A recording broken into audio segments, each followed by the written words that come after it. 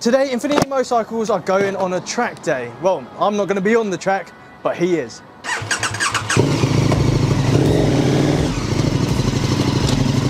This is Luke. Hello.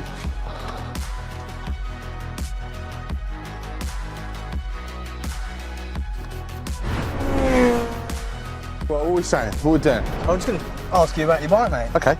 Honestly. All right. Yeah? Ask us about your bike. Posh.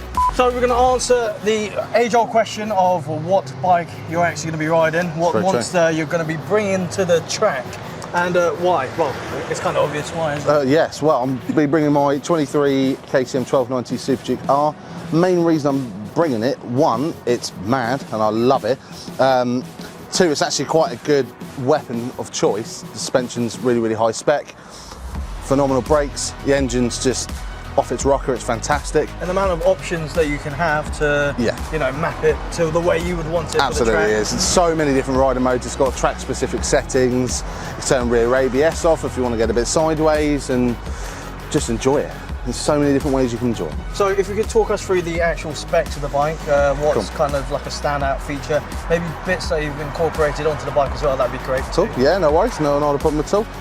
Main things that I've done to it since I've had it is I've had the suspension set up for my weight. I've swapped the pads at the front just to give it a little bit more bite at the front. I found the stock pads were a little bit lacking, but now the phenomenal brakes now. Changed tyres since then, but they're due another change. But apart from that, it's all just little bits and bobs that I've done. Lever guards as well, because they are a track day requirement. But apart from that, it's fairly bog stock. So with regards to the tyres, have you decided what you're going to be going for yet, or around what you're going to think about? I think I'm going to be going down the Michelin route, probably Power 5s or Power 6s. Either a great tyre choice, I've had lots of good feedback from other people who've used them, so yeah, they'll be next on my list for sure. I've had word that you were struggling finding some. This is definitely true.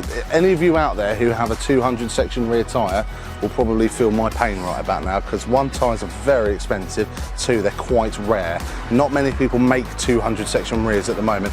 All your storing tyres that you would normally use, forget about it. No one makes them in a 200 section rear. So it's sports tyres or nothing.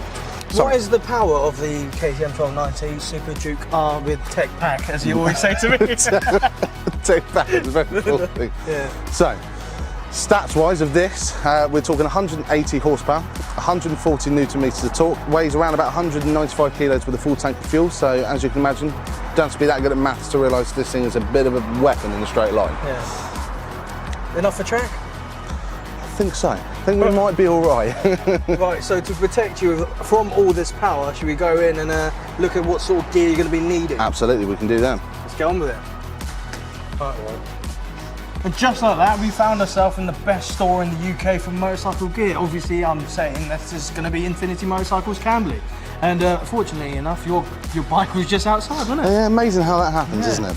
Yeah, anyway, but we're here. We're going to go over some of the kit that you're going to need, because I don't think you'll be doing it in a mesh jacket or anything like that. Absolutely not, nor an armoured hoodie or nor jeans. Yeah, so we've got some things to try and figure out. Suit mainly to try and fit all of my vast frame into said I've got suit. a fan at the ready, so you'll be nice and cool. Gonna need a fan, gonna need some ice packs, and maybe some butter to get me out of it. All right, let's go. Let's go. Oh. How about a venture kit? Do you reckon you can get away with that? Well, unless I end up in the gravel turn one, which it might be coming handy in then, but I don't think I'm going to need that. Oh, this will be good. I reckon you can get away with this. Little Corso number. I mean, Dainese is not a bad shout when it comes to a track kit, just maybe not the Corso. Okay, so what are we thinking then? We're going... Well, I think it's going to be a big old slab of cow. Okay, cool. Right, so talk me through what you're allowed and not allowed to do, because I think you spoke to me before and said you can't get away with it. Yes, so there genuinely there is some requirements to the kit that you require for track day use. One piece is what we recommend in store. It just alleviates any headaches when it comes to two pieces. Some two pieces are allowed, so stuff like your GP Plus V3 two piece, they are allowed because they have a proper 360 degree zip that goes all the way, is not attached by any sort of stretch panel or anything like that. Stuff like that will get you booted out. It's just not worth the risk. So go with the one piece, it makes a lot more sense. Also gives you just the best protection, there's no chance of it separating or anything like that. Another requirement that is needed is a full length back protector, which we'll go into a little bit later on. Cool. You need full length boots, so up past the ankle, and full length track gloves as well, so anything past the wrist. Okay, cool. Are there any particular one pieces that are on your mind that you think of? Yeah, so I've looked at a few. I've had RST two-piece leathers in the past. They tend to fit me quite well. So RST, sort of built for bigger frames, is sort of where I'm leaning towards. However, we'll look at all the other options. So from Alpine Stars, Dainese, cool. There's quite a few options to go through. So we'll have a look at those. Which one do you want to start off with first to try and get yourself in? I think we will start with the GP Force Lurve. To be fair, I have tried this on before. It's a big improvement over previous Alpine Star suits I found that Alpine Star suits in the past tend to be very long on the leg, right, which for me, I'm quite sort of short-legged, long-torsoed. I'm just short all over. Yes, that is a you problem, however. But I find that the 24 range of suits is much better. If you're a bit more slender and a bit taller, an Alpine Star suit is going to be fantastic for you. Likewise with Dainese as well. They're a little bit broader across the shoulders, I found, in Alpine Stars. So if you're that sort of taller, broader type of guy, Dainese is going to work for you really, really well. But for me, knowing my previous experience, RST is one for me. Okay, let's get you in one. Oh, here we go.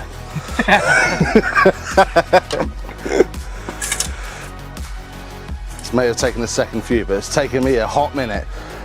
But we're in. How's it going? Very hot. You reckon you didn't take long?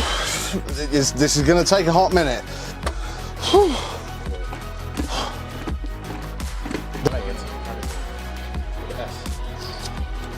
He's probably not in there. Did I go off somewhere and he just moved out? Serena. Are you even close to being done yet? Yeah, well, base layers.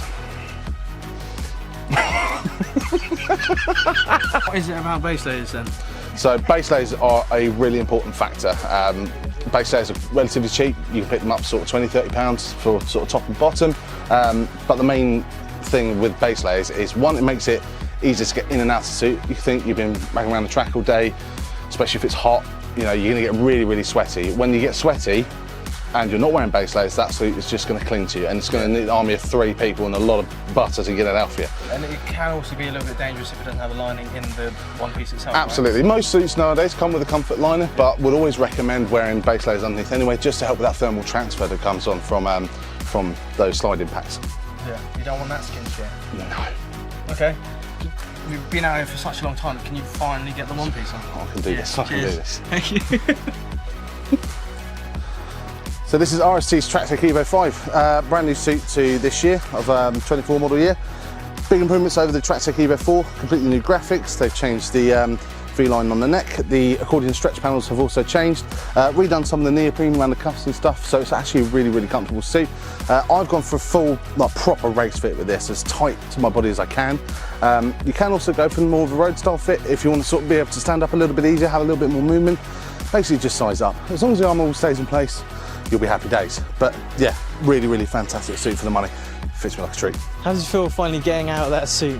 A lot less hot, a lot less sweaty, a lot more freedom of movement, but that is all the kit and the bike covered. I look forward to seeing you guys in part 2 when we finally get to trackside. Over to you. Yes, so can you guess what track will be going on in the comments below? Give us a like, be sure to subscribe, ride safe, and we'll see you all soon.